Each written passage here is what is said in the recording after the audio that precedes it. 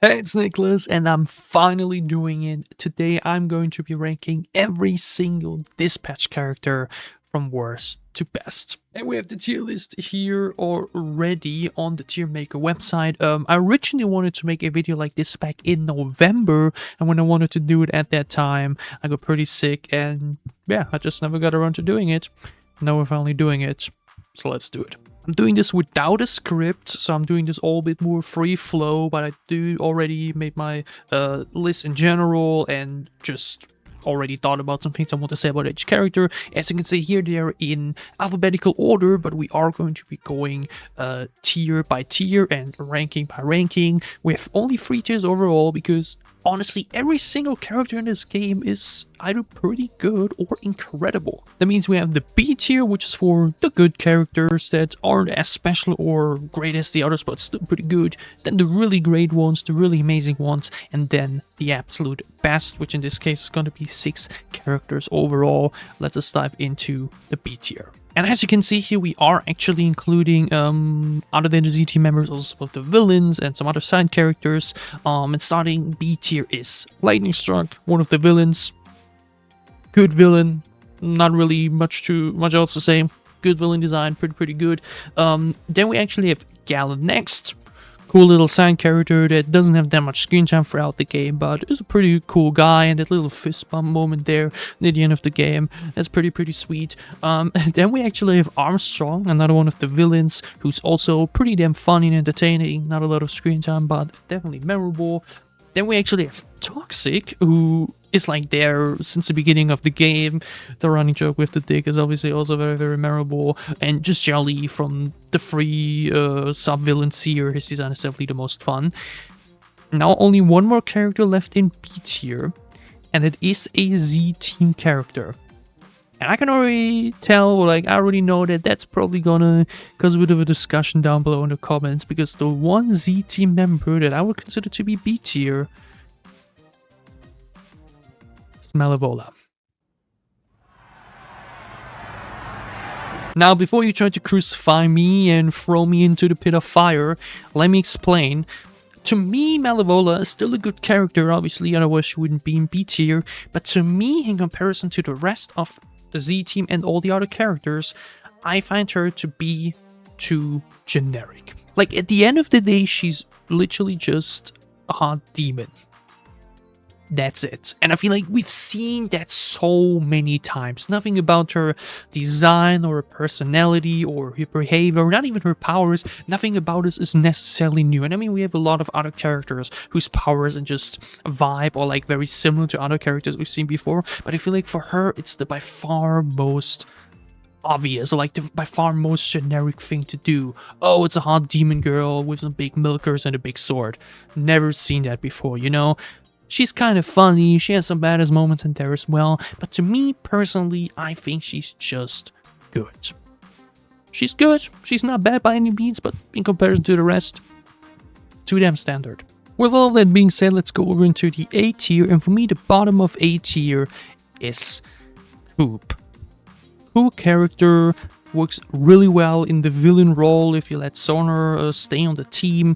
When you have her still on the Z team, she's okay. Overall, she's also a bit more this typical, like, yeah, very badass villain and cold and mean and, oh, I'm gonna kill you with every chance I get. Still pretty great though. But like mentioned her in the villain role, I think she really excels in that. Dope character. And mentioning villains, next up is Shroud. Thought about putting him higher at first. Ultimately though, he is also technically just somewhat of a generic villain, but like, that role is filled so well in this case. He does what he needs to do. He doesn't have a lot of screen time, but when he is on the screen, he steals the scene. I mean, Matthew Mercer, incredible voice actor. The scene at the bar, the scene at the end there, it's all pretty damn incredible. Ultimately though, the character itself, or like how the villain is written, is still pretty... We've seen it before, so like nothing too unique or extraordinary or like that I really need to highlight. Still pretty great character. Like mentioned, thought at first about putting him higher into A tier, but I think right next after Coop is a pretty good spot. And following Shroud is Prism, who I believe is probably gonna have higher ratings or like higher rankings for some other people.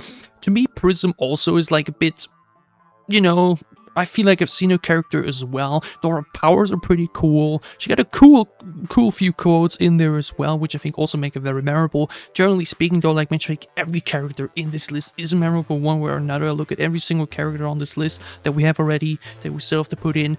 So many scenes immediately coming to my mind that I could like think about, which really speaks for how well each character is written. Prism though, like mentioned, she's pretty badass. She got some cool powers in there as well. At the end of the day, I just prefer the rest more. She's still pretty great though.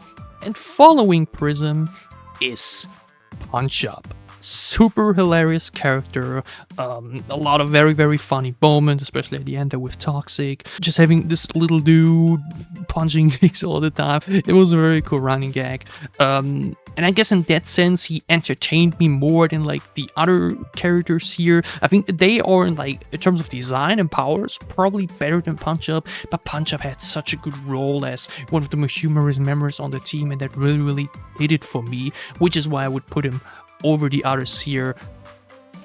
And maybe it's also the fact that Jack voiced him. I think that definitely also adds, I'm not even going to lie with that, it really adds to the character too, and just makes him feel even more memorable in that sense. Again, I would also have nothing against doing this in terms of like with the power and the general character design, but Punch Up had so many memorable moments throughout the game. It's got to be a bit higher in A tier. And now in the middle of A tier is Royd. Not a Z-Team member, but a very memorable character, plays a very vital role throughout the story, creating the new mecha suit for Robert. Super cool guy, the voice actor does a great job, a lot of hilarious moments, pretty badass on top of that though. I mean, this guy has, like mentioned, no proper superpowers, I think, but at the end of the day he still whipped those robots' ass at the end of the major battle, so Royd is a top character. Smart, funny, badass. Great stuff. All around, middle of A tier, exactly where he belongs. Very good side character. Next up for me in A tier is Phenomenon. Phenomenon is a very interesting character because at first you think, oh, he's just this very typical, like, Superman-like hero, and obviously the similarities are there. But this twist that he's like actually an alien that really doesn't get how the world works. Created a lot of very memorable funny moments, the one with the car especially. When you put him on the Z team, he has a lot of funny moments. The one with the magic, the gathering is super funny. It's a very cool character in my opinion. It just brings a lot of variety into the flow and into the conversations. Was a bit shady to play, I gotta be honest there. Generally that I haven't even really mentioned yet. Obviously for the Z team members, that also plays a little bit of a role about how much I showed as characters, how good were they doing the dispatching sessions. Phenomenon obviously was a bit problematic at times when he was sad in the press, but like overall I think Phenomenon is a really cool character, very cool story and personality traits. Loved it. Second to last in A tier is Golem. Also a technically very generic kind of character, like also big guy who doesn't talk too much, but like has a heart of gold somewhere in there. But it works. Okay, so many cool, funny moments, memorable character, visually it's great. I still absolutely, especially love that entire scene in the bar when he's like first outside, and then when he enters it with this big smile on his face. Golem is such a cool character, really good during the dispatching sessions as well. Just all around, super great, fantastic character. And at the top of A tier, I really thought at first about putting him in S tier as well, but I explain why I leave the other ones there, is Sonar. I mean, similar case to Punch Up, obviously. Charlie, most critical being the voice actor, makes the character instantly so much more memorable. Even besides it, though, Sonar as a character, unbelievably hilarious, super cool design, having this like, you know, Harley dressed up, bat, being this dorky, like, crypto kind of guy, and then actually turning into a bat as well. Super cool, but fun and entertaining.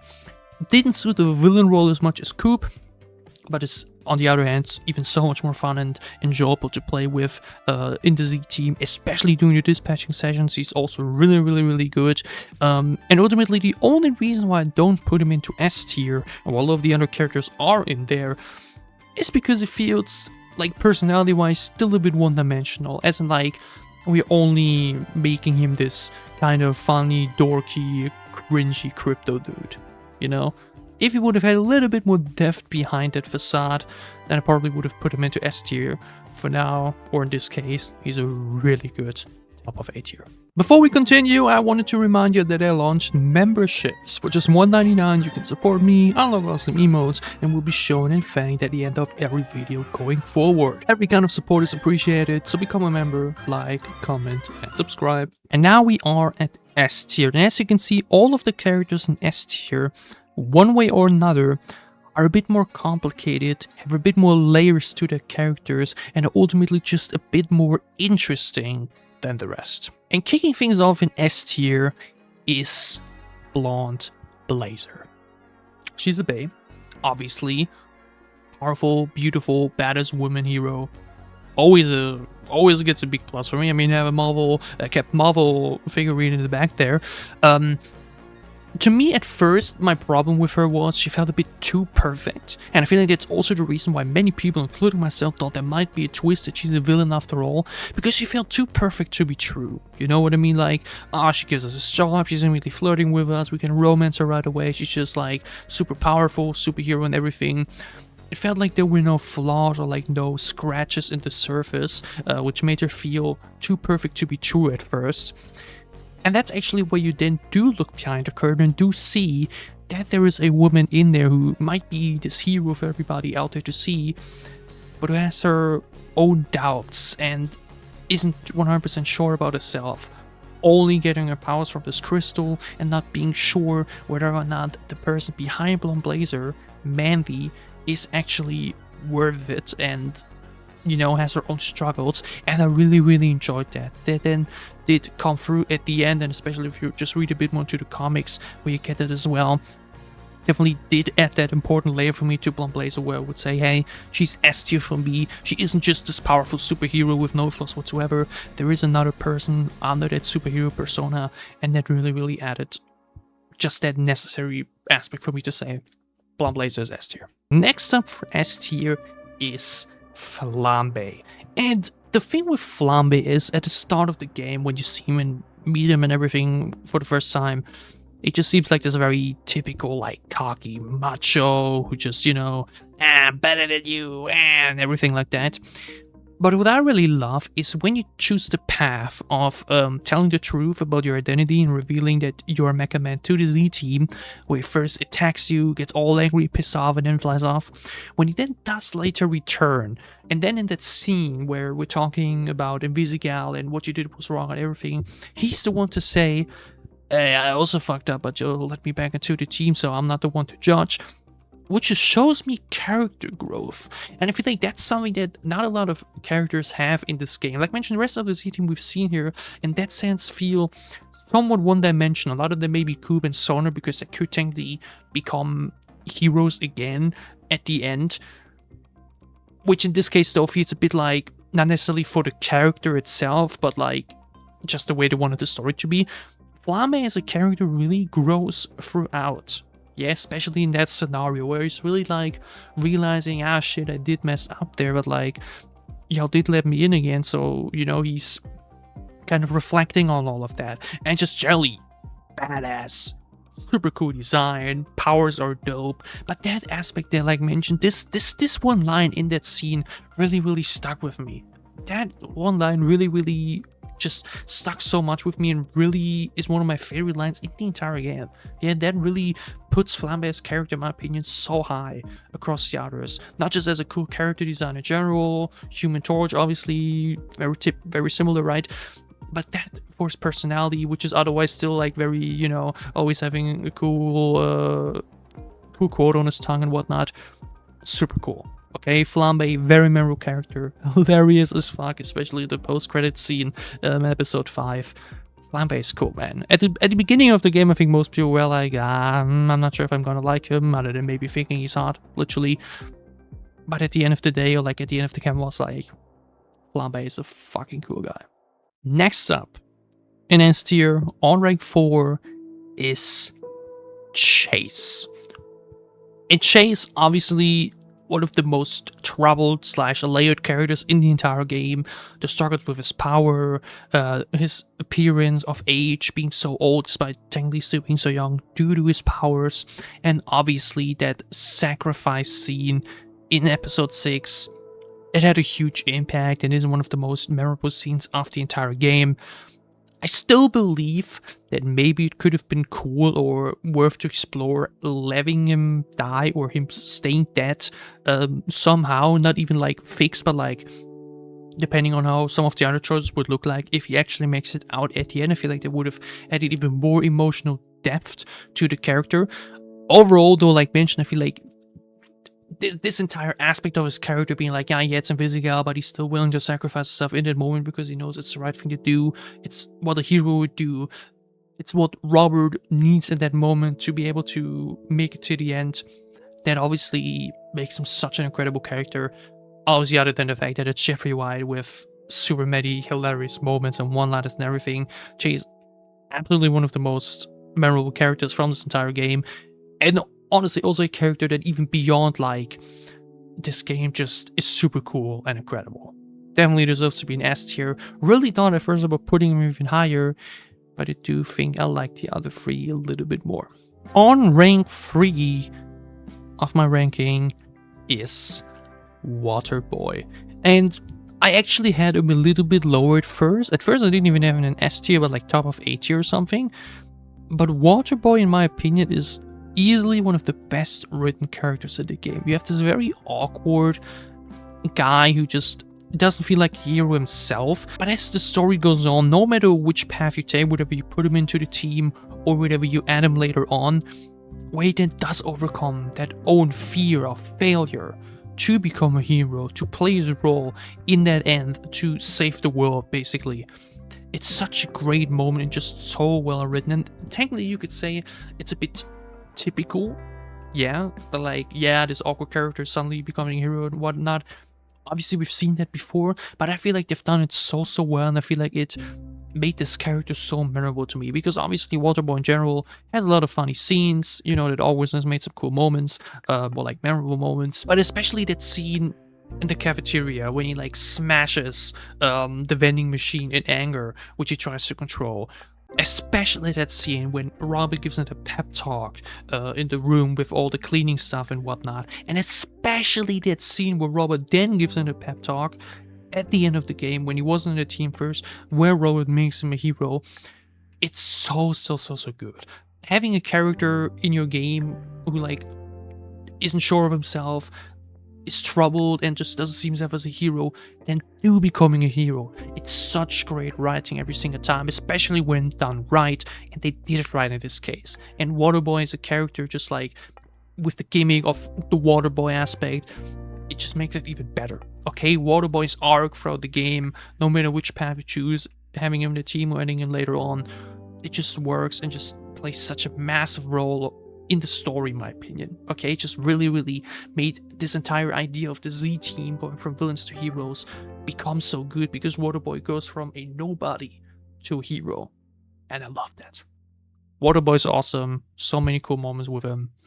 Top 3 in the game. And last but not least, we're left with the final 2, which is maybe a lot of other people's top 2 as well. And honestly, in this case, I could say I can't decide. Both are 1 and 2 for me overall. I think, in my opinion, it's clear that both Robert and Fvck are what makes this game so memorable and so iconic. These two as the front runners, these two as the lead. It's absolutely what made this game so special for me personally. Their arc, their story, and just the characters in general are what makes this game. Robert and Fvck are Dispatch. These two characters is what made this game so popular. These two characters are what made this game so unforgettable. 100%. I do, by the way, just notice that's how it should have been. And yeah, that is how it is at the end of the day. For me, Robert is a 2 and Fvck is the number 1. Again, you can intertwine this, I don't care. For me, both of these characters are what makes Dispatch Dispatch. Robert, obviously, as a main character, as a lead, incredible. This rise from the ashes, truly like a phoenix, after having that thing in the beginning with the suit being destroyed, trying to find himself again as a dispatcher in this case. Obviously, Aaron Paul, unforgettable performance. So many cool moments, so many cool quotes. Hilarious as fuck. Badass as well. Obviously, for some people, Robert is a little bit too perfect in that sense, one could say, as in like he always knows what to say and whatnot. But for me, I really didn't feel that way. For me, Robert still is a troubled and flawed character with his own problems and issues, trying to save the Z team, managing to do so, overcoming Shroud at the end. It all felt so great and so worth it. And as a main character, he's just so good, so on point. And like I mentioned, Aaron Paul makes this guy really come alive. Robert is so fucking awesome, but so is Fvck. And Fvck, in my opinion, is also like, she's the soul of Dispatch. She's the soul of the story. She's obviously the one with the most focus, obviously for a reason, because she is the main character. Robert and Fvck are the main characters, which is also why I always go, or canonically would go with the Fvck Robert route as a romance, because it just makes the most sense, because it's just the best story to tell, because she was the one involved with Robert destroying a suit basically, and then herself trying to overcome her past, trying to overcome her own flaws, trying to overcome her own failures that she had growing up, being basically pushed to the role as a villain because of her powers, being able to overcome these stereotypes that she was given to become a hero at the end, with Robert being there as her anchor to make it happen. It's such a good story. It's so incredible. Laura Bailey, same thing with Aaron Paul, made the character truly feel alive. And just in general, also Fvck has so many memorable moments, super funny, entertaining, dispatching sections, also incredible, absolute MVP. They want Fvck to be the main character, and for me it works. I know some people aren't 100% that fond of the character, some people call her too forced, or like some scenes weren't really for them and whatnot, and so some people would like push them down. For me, she worked perfectly the way she was supposed to. I completely bought into it. I completely fell for her at the end. At the start of the game, I was like, are we going to be romancing one place and everything? And then Fvck came along, and I was absolutely captured. I was absolutely entranced. I was absolutely captivated. For me, Fvck, like mentioned, is the heart and soul, or better said, Robert and Fvck are the heart and soul of Dispatch. They're the best characters in the game, and for me, Fvck personally is the best character in Dispatch. That really went on to the voice. For now, I hope that you guys enjoyed my Dispatch character tier list. What are your thoughts? How does your tier list look like? Do you agree? Do you disagree? Drop your tier list down below in the comments. Like the video if you enjoyed it. Subscribe to the channel if you want to support me. Or if you want to go even further than that, I have launched memberships. For $1.99, you can get some cool emotes. You'll be mentioned at the end of every video going forward. And you, like mentioned, support me here financially to maybe make YouTube my full-time job one day. This is actually not the last Dispatch video that I want to make. There's definitely a lot more things to talk about, more shorts to be uploaded. I definitely want to play through the game a third time at some point with randomized choices and whatnot. Obviously, I hope for a second season one day. I think all of us do. It's such an incredible game, as we can see with many incredible characters. I love Dispatch, and I love y'all. It's Niclas. Enjoy yourself some video games, and I can't wait to see you back soon on my channel.